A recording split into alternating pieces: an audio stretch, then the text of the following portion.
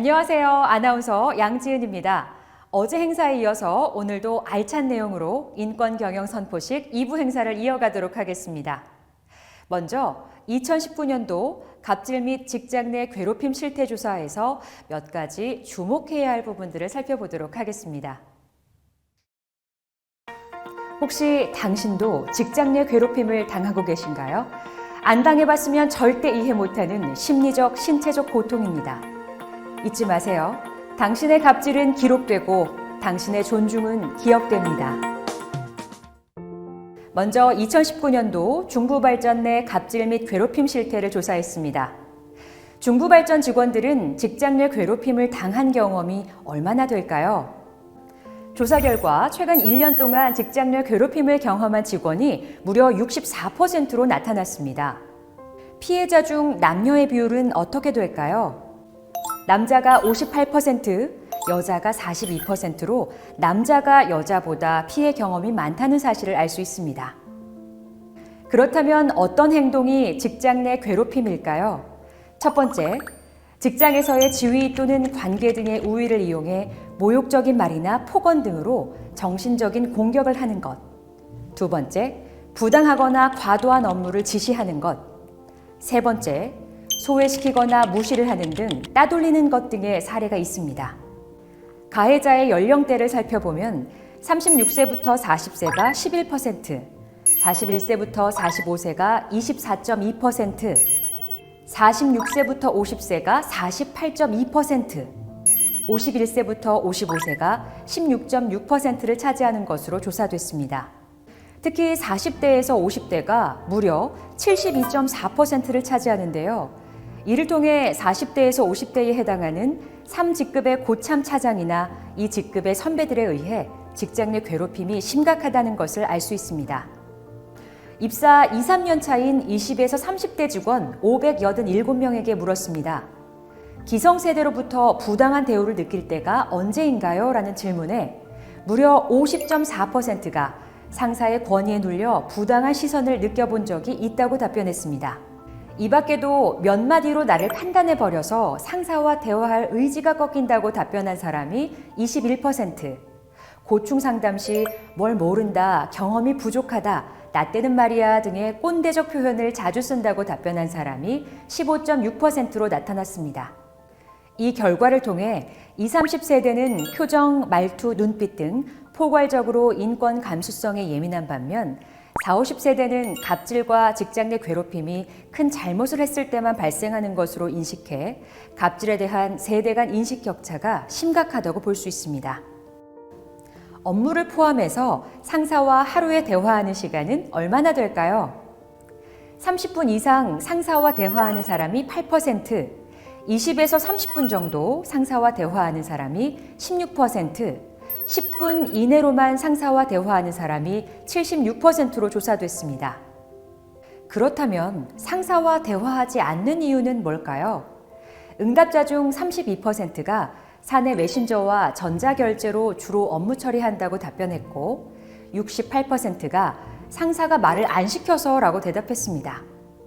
이러한 결과는 부서 내에서 서로 눈을 마주보며 대화하고 소통하는 방법을 확대하는 등의 부서장의 역할이 매우 중요하다는 사실을 말해줍니다.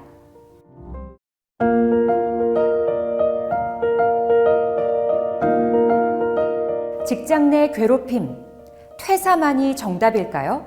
갑질 문화 근절과 직장 내 괴롭힘을 방지하기 위해 2019년 7월 16일부터 직장 내 괴롭힘 금지법이 시작됐습니다.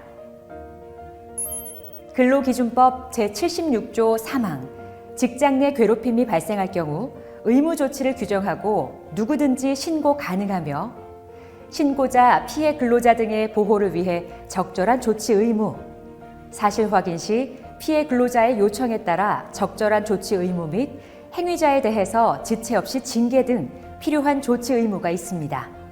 중부발전도 직장 내 괴롭힘을 방지하기 위해 직원들의 인식 개선을 위한 교육 및 캠페인을 시행하고 다양한 방지 대책을 마련했습니다.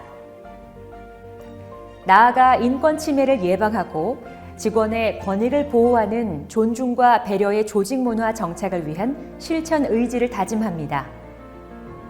중부 발전의 인권 경영 업무 추진 방향은 첫 번째, 인권 경영의 기반을 구축하는 것입니다. 인권 경영 정책을 문서화하고 인권 경영 이행 실적을 투명하게 공개합니다. 두 번째, 인권 감수성 프로그램을 운영하는 것입니다. 직장 내 괴롭힘 가해자인 2, 3직급을 대상으로 인권 감수성 집중 교육을 실시합니다. 세 번째, 가해자와 피해자의 화해 및 조정에 적극적으로 행동합니다. 인권 전문가를 위촉하고 인권 침해 발생 시 갑질 요건 법률 및 노무 상담 서비스를 제공합니다. 마지막으로 인권 경영 기업 문화를 확산하는 것입니다. 갑질에 대한 세대 간 격차를 해소하고 빅데이터를 기반으로 인권 이슈를 발굴해 요소별 대상자별로 인권 교육을 실시하며 인권 침해 발생을 사전에 차단하기 위해 노력합니다.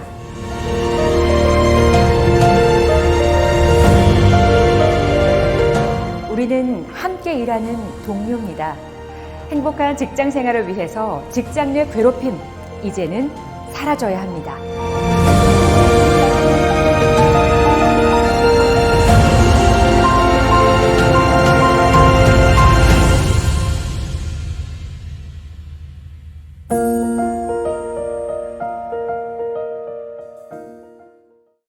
이번에는 세계적 기업의 인권 경영 사례에 대한 소개 영상을 함께 감상하시겠습니다.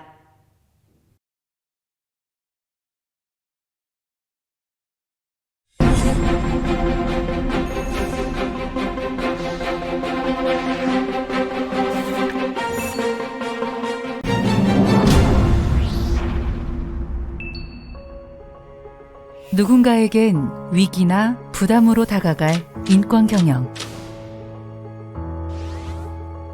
아무리 노력해도 달성하기 힘든 쉽지 않은 길이기 때문일 겁니다. 그러나 누군가는 이를 향해 나아가고 있습니다.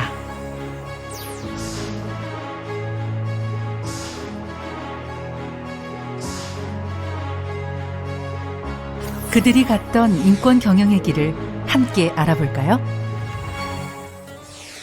이 교육 영상을 보시는 분들 중에서 아마 인권 경영에 대해서 굉장히 낯설게 생각하신 분이 있을 겁니다. 왜 그럴까요? 여러 가지 이유가 있겠지만 가장 큰 이유 중에 하나는 인권이라는 개념이 지금까지 우리 사회에서는 거대 담론으로 인식되는 경향이 있었습니다.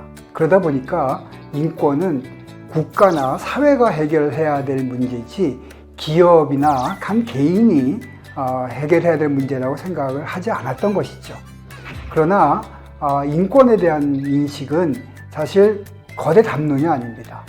바로 우리의 삶과 직접적으로 관련이 있는 것이죠. 인권이라는 것은 모든 인간은 다른 사람으로부터 존중을 받고 또 다른 사람을 존중하고 함께 똑같은 권리를 누린다는 것을 의미합니다. 그런 점에서 보면 기업 내에서도 다른 사람을 존중하고 자신도 존중을 받는 것이 굉장히 중요한 것이죠. 그리고 그러한 것이 단순히 조직 내에 있는 사람에게만 국한되는 것이 아니라 우리 조직 밖에 있는, 예를 들면 협력회사의 임직원들도 함께 서로를 존중하는 것들을 포함합니다. 예를 들면 아디다스가 공급망에 있는 협력회사들 직원에 대해서도 관심을 갖는 것이 바로 인권경영의 중요한 사례가 될 것이라고 볼 수 있습니다.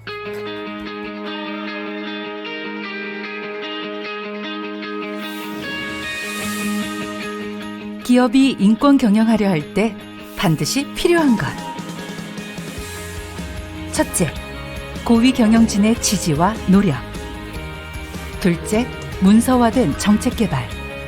그리고 셋째, 적극적인 실천 의지와 노력입니다.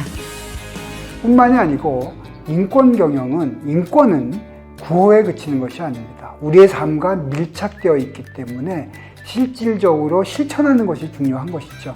그런 점에서 보면 실제로 실천하고 있는지 여부를 항상 따져보고 무엇이 부족한지 무엇을 개선해야 되는지 하는 노력이 절실히 요구됩니다. 그리고 아까 제가 말씀드렸듯이 인권이라는 것은 자신이 존중받는 것뿐만이 아니라 나와 생각이 다르거나 인종이 다르거나 가치관이 다르다 하더라도 존중해 주는 것을 포함하고 있습니다. 그것은 한 조직 내에, 한 사회 내에 다양한 사람들이 공존한다는 것을 의미하는 것이죠. 마이크로소프트가 조직 내의 다양성을 강조한 이유도 바로 거기에 있습니다.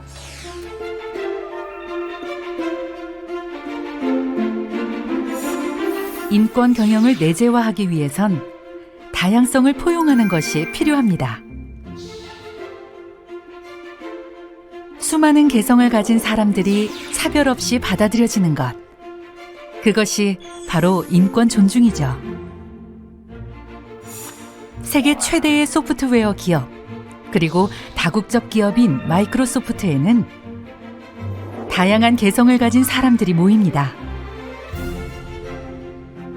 이런 기업이 지속적으로 성장하려면 어떤 인권 경영 정책이 필요할까요? 마이크로소프트에서는 개개인의 가치를 존중하는 다양성 포용 정책을 실시 중입니다.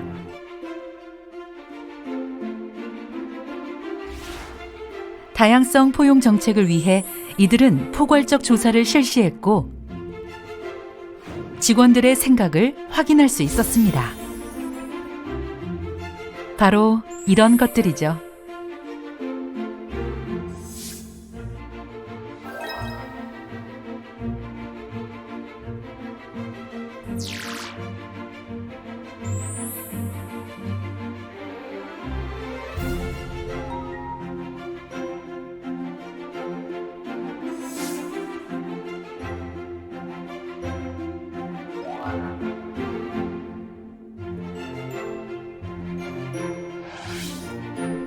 그리고 그 결과 88%의 직원에게서 긍정적인 답변을 얻었습니다.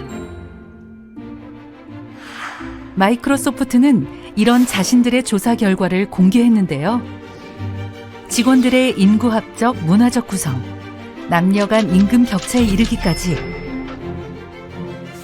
조사 내용은 단독 보고서로 발간되었으며 홈페이지를 통해 모두가 열람할 수 있습니다. 그러니까 기업의 효율성을 높이는 것뿐만이 아니고 서로 다른 가치를 가진 사람들이 존중받고 함께 삶을 사는 것을 추구하고 있는 것이죠. 인간은 단순히 물질적인 것만 가지고 행복해지지 않습니다. 자신의 자율성을 인정받고 또 존중을 받고 또 다른 사람을 존중해주고 함께 공통의 목표를 달성하기 위해서 노력하는 것, 그것이 바로 행복의 중요한 토대가 되는 것입니다. 행복의 출발점이 바로 인권 경영이다. 이런 생각을 가지고 실천해 주시기를 부탁드리겠습니다. 인권 경영이란 단지 기업의 운영 방식, 시스템에 그치는 것이 아니라 인류 전반에 걸친 인간 존중 문화와 또 더 나은 지구를 위해 삶의 방식을 바꾸는 것이라고 할 수 있습니다. 여러분들이 더 혁신적이고 적극적인 인권 경영으로 글로벌 인권의 표준을 이끌어 주시길 바라며 이만 마치겠습니다. 감사합니다. 1부와 2부에 걸친 인권 경영 선포식을 통해 중부발전 임직원 마음속에 타인에 대한 배려가 마음 깊이 새겨지기를 바랍니다. 이상으로 인권 경영 선포식을 모두 마치도록 하겠습니다. 함께해 주신 여러분 고맙습니다.